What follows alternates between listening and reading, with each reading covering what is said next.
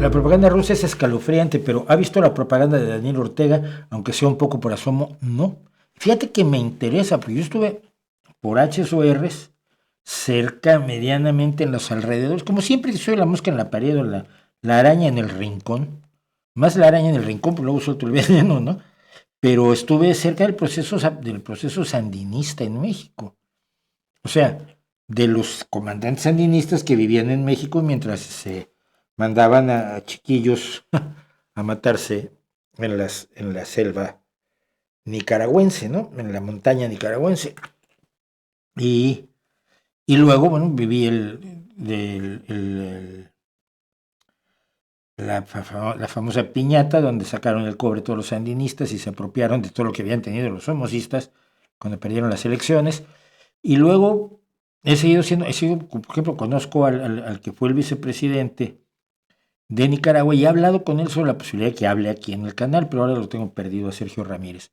Entonces sí me interesa muchísimo, porque además la de Daniel Ortega es una de las traiciones más pero escandalosas que yo conozco, ¿no? Conozco muchas traiciones escandalosas, pero no de ese nivel. No del nivel de Daniel Ortega, que se ha convertido en algo peor que Somoza, y es que es aterrador decirlo, ¿no? Un dictador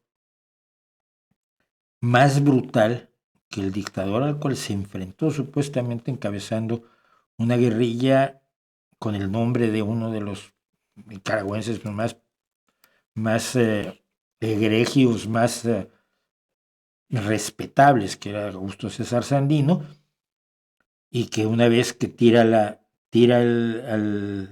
al dictador, se establece el gobierno sandinista pierde unas elecciones, luego gana otras, en fin, gana elecciones, hay un juego democrático en Nicaragua que termina cuando Daniel Ortega vuelve a ser presidente y dice, y ahora espero que les guste porque como dijo Donald Trump, ya no van a tener que volver a votar. O sí votan, pero votan como se votaba en México, o como se vota en Venezuela o en Rusia, ¿no? Primero tienen los resultados y luego ya haces la votación.